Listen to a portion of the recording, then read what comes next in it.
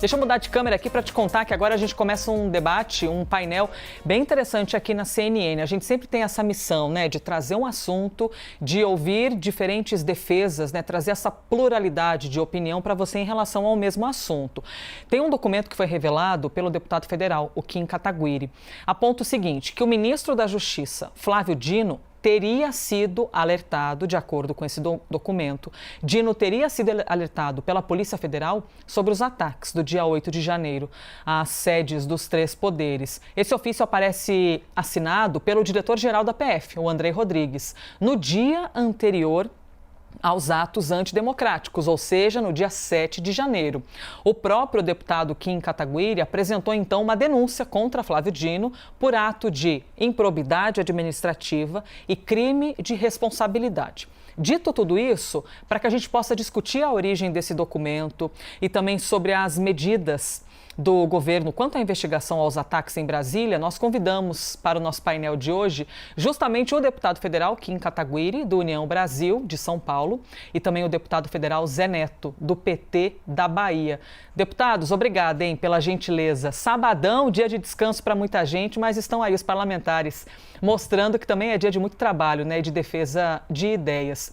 Deixa eu começar aqui lhes fazendo a primeira pergunta, só reiterando, os dois já são experientes aqui nos painéis da CNN, aproximadamente 2 minutinhos de resposta, tá bom? Para cada um. Quero começar fazendo uma pergunta direta e reta. E vou começar perguntando ao Kim, então, que está protagonizando aí esse trazer luz a esse documento que acusa o governo federal. Houve omissão, Kim Kataguiri? Em quais aspectos o governo poderia ter agido e não agiu? Boa tarde, Zé Neto. Boa tarde, Elisa. Um prazer estar aqui na CNN. Eu não tenho a menor dúvida de que sim, houve omissão do governo federal e esse documento comprova, né? O documento mostra o diretor-geral da Polícia Federal falando em pessoas armadas querendo enfrentar as forças de segurança pública, uma tentativa de tomar o poder, invasão e depredação dos três poderes. O ministro da Justiça, em seu ofício para o governo do Distrito Federal, não repassou essas informações. Pelo contrário, só falou de algum risco de dano e a única sugestão que o Ministério da Justiça fez ao governo do Distrito Federal foi de que fosse fechada a circulação de ônibus na esplanada dos ministérios, mas não impediu a circulação de pessoas, que era o que o governo federal deveria ter sugerido ao GDF com as informações que tinha. Para além disso, diz que as forças federais estavam de prontidão e que estava monitorando a situação, quando, na verdade, esperou 3 horas depois da invasão ter acontecido para enviar apenas 3 ônibus de forças federais que foram da Força Nacional. Ou seja, o ministro Flávio Dino primeiro mente na Comissão de Constituição e Justiça dizendo que não sabia ainda no dia 7 do que iria ocorrer e depois ainda se omite em relação à invasão e sem falar que, para além da competência do ministro Flávio Dino, que o próprio ministro do Gabinete de Segurança Institucional dispensa no dia da invasão o destacamento das Forças Armadas responsável por fazer a segurança do Palácio do Planalto. Porque em todos os dias, desde a redemocratização, o batalhão esteve lá e no dia da invasão o GSI pediu para dispensar? Isso para mim é muito esquisito e mostra muito do porquê o PT está contra a CPI do dia 8. Repasso agora a palavra, então, para o nosso também convidado, o deputado federal Zé Neto, do PT da Bahia. Para ouvir-te, deputado, até qual ponto, em qual aspecto o governo federal teria sido omisso diante desse documento trazido pelo Kim? Boa tarde, Elisa. Boa tarde, Kim. Nenhuma omissão. Ele fala de um alerta no dia 7. Um alerta. Uma elaboração feita em muitos dias, até meses, e que ficou claro, mais de 100 ônibus, milhares de pessoas, e com um poderio que não se tinha, na verdade, nenhuma condição de saber o tamanho, senão no dia. E outra, que constitucionalmente, legalmente, quem tem condição e quem tem a obrigação de fazer todo aquele policiamento ostensivo ao redor da praça é a Polícia Militar do GDF. É a Polícia Militar de Brasília. Não fez, vamos botar os pontos no i. Não fez, e as imagens da televisão da própria CNN mostram claramente policiais sorrindo, policiais tirando foto, policiais abrindo ali a parte que era o gargalo principal do viaduto e deixando os manifestantes entrarem. O alerta foi feito? Alerta, mas não dizia, olha, nós precisamos da Força Nacional e que vai ter um problema. Não tinha isso. Ao contrário, quando se soube, no dia, tudo que foi feito foi o seguinte, operacionalizou de forma imediata a ida da Força Nacional, foi quem contornou a situação. Vamos botar os pontos nos is. Uma tentativa de golpe que tentava fazer com que de Brasília nascesse no Brasil todo uma eclosão de movimentos que não houve, e isso é a grande realidade. Na minha maneira de ver, eu já te disse isso, te dei muito carinho e respeito, essa sua atitude, que é de oposição, acaba ajudando os bolsonaristas, aqueles extremistas que não respeitam a Constituição, que não respeitam as instituições, que não respeitam o Poder Judiciário, que entrou na nossa casa, invadiu, quebraram tudo, e essa turma tem que ser punida. Agora, fazer uma CPI para investigar o que já está sendo investigado, para investigar o que já está sendo, o que legalmente já foram tomar todas as atitudes, é só para fazer palanque e desviar a atenção do que nós mais queremos nesse momento, que é discutir a economia do país, a reforma tributária, o arcabouço fiscal, que esses sim que são os importantes objetivos, não só do governo, mas do Estado brasileiro, que foi assolapado com 300 bilhões de rombo num processo eleitoral absurdo que aconteceu aí e que desagou nesse 8 de janeiro com uma atitude grosseira e absurda contra nossas instituições. Deixa eu aproveitar aqui e trazer mais um questionamento para vocês, porque essa semana teve um momento bem importante na CCJ, né, com o próprio ministro Flávio Dino, que foi ali questionado, interrogado por alguns parlamentares, que em alguns momentos parecia a escolinha do professor Raimundo, né, porque um exemplo do que não deve existir dentro de um local de civilidade, né, minha gente? Defendendo os interesses brasileiros, um bate-boca ali, enfim, uma vergonha danada. Kim, compartilho contigo a pergunta. Daquilo que foi questionado ao ministro, já não teria sido sanado, assim, essas dúvidas, esses questionamentos foram sanados, foram tirados nessas perguntas dentro da CCJ com Dino nesta semana? Não foram sanados, né? Primeiro, porque a gente ainda não tinha acesso a esse documento do delegado-geral da Polícia Federal. Segundo, porque um dos questionamentos, inclusive, que eu fiz, Elisa, foi, olha, a Folha de São Paulo e a CNN noticiaram que o senhor ministro recebeu o informe da ABIN antes dos ataques acontecerem. O senhor vai processar a CNN, vai processar a Folha por ter mentido, já que o senhor disse que não recebeu esses relatórios? Ele não respondeu essa pergunta, porque sabe que ele recebeu esses relatórios e tem essa informação de que ele recebeu esses relatórios. Para além disso, né, você fala, um dos argumentos utilizados é de que não, isso ajudaria, a denúncia contra o ministro ajudaria os bolsonaristas. O que ajuda os bolsonaristas é não abrir a CPI, a gente não saber quem financiou, quem idealizou e responsabilizar cada uma das pessoas que invadiu. Agora, o medo é de que, para além de punir os bolsonaristas golpistas, os petistas têm medo também que seja punida a omissão, a negligência criminosa do governo federal. E para além disso, né, o deputado Zé Neto falou, deixou os manifestantes entrarem. A própria sugestão do Ministério da Justiça diz para apenas bloquear ônibus e para não bloquear pessoas. O próprio ministro da Justiça fez a sugestão de que se deixasse passar as pessoas e diz ainda que estava fazendo monitoramento. Aí a desculpa de que não, isso já está sendo investigado pela polícia. Toda a CPI que já foi instaurada na história desde 1988 foi sobre casos que já estavam sendo investigados pela polícia. Foi assim com os Correios, foi assim com a Petrobras, foi assim com o BNDES, foi assim com a máfia dos sanguessugas, foi assim com o PC Farias. Então isso não é justificativa. O próprio PT já fez pedidos de CPI desde 1988, principalmente durante o governo Fernando Henrique, sobre fatos que já estavam sendo investigados pela polícia. Então isso não se sustenta. Deputado Zé Neto, quero te ouvir sobre isso que Kim Kataguiri está respondendo e também acrescentando aqui uma pitada. A gente sabe muito do jogo político, né? De que uma CPI começa se você tem apoio ou não dentro de um Congresso. Esse interesse de responder ou não pelo que aconteceu no dia 8 está defendendo mais o interesse da população ou a gente está falando de um jogo político para não expor o governo federal? Há um jogo político de várias tendências que se reúnem em torno de um processo que para mim é negativo. Primeiro, as imagens são claras demais e mostram com muita exatidão o que é que estava acontecendo naquele dia.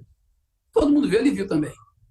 E outra, Kim, vou lhe falar como advogado.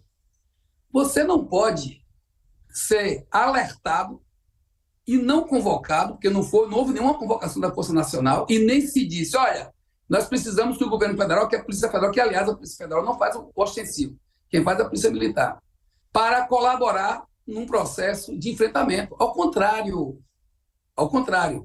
o presidente Lula, depois que foi informado, e não é uma decisão que você toma instantânea, porque você tem que, inclusive, fazer uma intervenção como foi feita, por conta de omissão do GDF, da polícia, do ex-ministro e de todos esses que, na minha visão, colaboraram tanto que ninguém foi preso à toa aqui.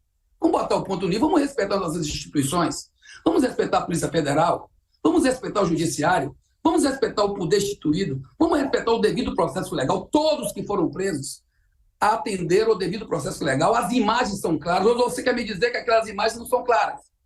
Que as imagens dos policiais abrindo, tirando para poder as pessoas entrarem, não são claras. Você está falando, e toda hora você repete, não tinha relatório nenhum, Clim.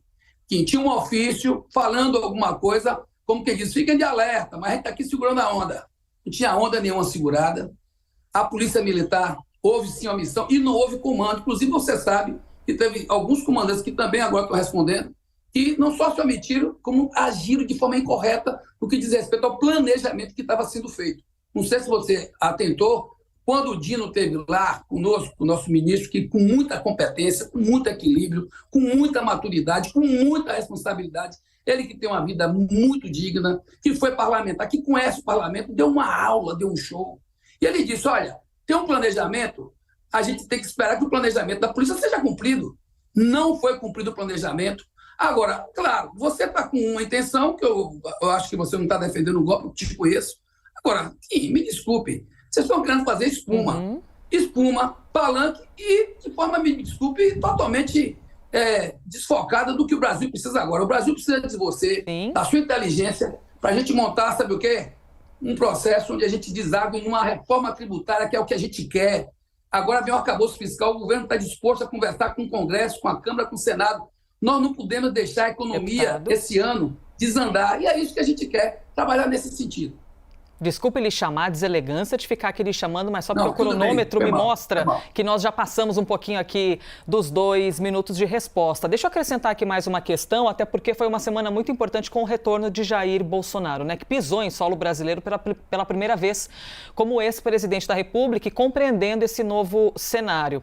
Como é que os senhores avaliam, então, que diante, Kim Kataguiri, dessa publicidade que você nos traz, né, de expor esse documento que teria sido assinado pelo próprio diretor-geral da PF, como é que você avalia que vai ser a postura de Jair Bolsonaro daqui para frente? A gente está falando de um líder desse movimento bolsonarista que retornou ao solo nacional. Isso pode fazer com que esse assunto da CPI desenrole com um pouquinho mais de rapidez?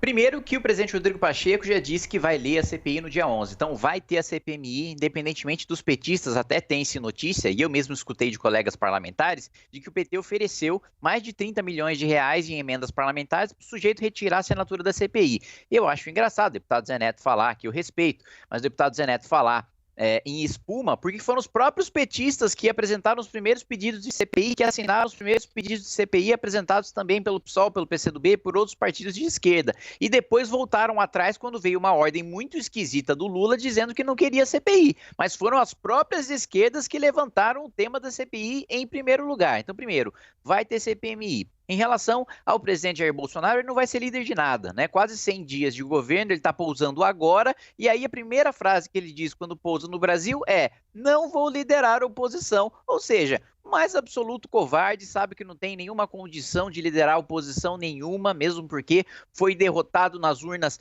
Não, eu considero até, eu digo até, de maneira retórica, que não foi o Lula que venceu, foi o Bolsonaro que perdeu para si próprio da quantidade de traições contra a própria direita que ele fez, seja nomeando um PGR petista, amigo íntimo de José Dirceu, seja nomeando para o Supremo Tribunal Federal um sujeito que foi responsável pelo voto de Minerva para retomar os direitos políticos do Lula, ou seja, não fosse o ministro do Supremo indicado por Bolsonaro, Lula sequer poderia ter disputado a eleição, ou seja, ele não tem condição nenhuma de liderar a oposição, coisa nenhuma, ele não vai ter nenhum papel na CPMI, como não teve nenhum papel durante esses 100 dias de governo Lula, em que ele ficou lá em Orlando, na Disney, brincando com o Mickey, que eu acho que é o que ele deveria continuar fazendo, porque ele não tem papel nenhum em exercer uma oposição republicana e democrática aqui no Brasil. Deputado Zé Neto, lhe compartilha a mesma pergunta. A senhora avalia que esse retorno de Jair Bolsonaro pode fortalecer essa base de oposição e fazer andar ainda mais a CPI e toda a força, né, da visão oposicionista ao governo Lula? Não diria que ele voltou, não. Ele teve que vir. Ele teve que vir para cá porque ele tem que responder na justiça o que aconteceu lá com as joias, o que aconteceu com o rombo de 300 bilhões que ele deu no Brasil, dando dinheiro de forma aleatória aí, e fazendo outras e outras combinações. Dizer aqui que no momento inicial do 8 de janeiro, o que se tinha na cabeça era uma CPI, mas na medida que todas as instituições, inclusive você também está a favor de que se combata a tentativa de golpe. Isso eu ouvi de você próprio. Você não concorda com isso. E todos querem o quê? O mesmo sentido, que sejam punidos aqueles que, de fato, foram responsáveis por uma tentativa de golpe no dia 8. De forma irresponsável, de forma agressiva, abrupta.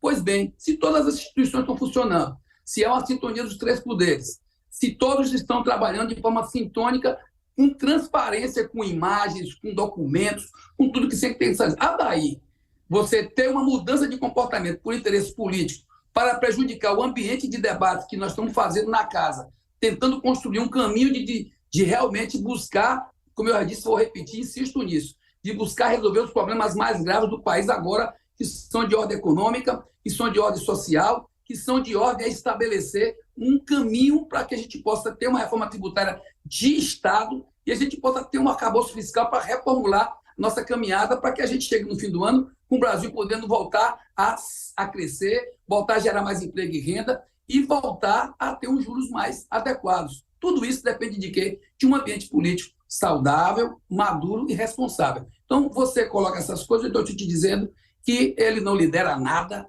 ao contrário, aí eu concordo contigo, o que a gente assistiu nesses últimos dias foi uma parafernália de nada, que não trouxe nenhum elemento para o Brasil. Agora, ele voltou porque não era por vontade dele, por ele ficava lá com o Mickey, mas ele voltou porque ele tem que responder na justiça todos os seus crimes. E não são poucos. Não esqueça, inclusive, das omissões deles geradas lá atrás com a pandemia do coronavírus. Então, tem que responder, venha, responda. Não vejo ele como líder. Ao contrário, vejo ele como alguém que tem que responder na justiça pelos seus crimes.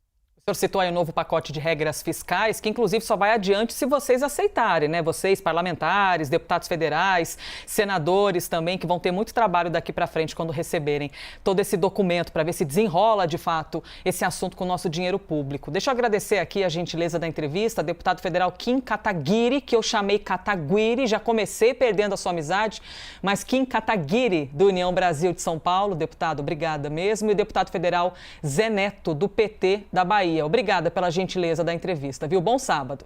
Obrigado, bom sábado. Um prazer, Zé Neto. Prazer, Elisa. Obrigada.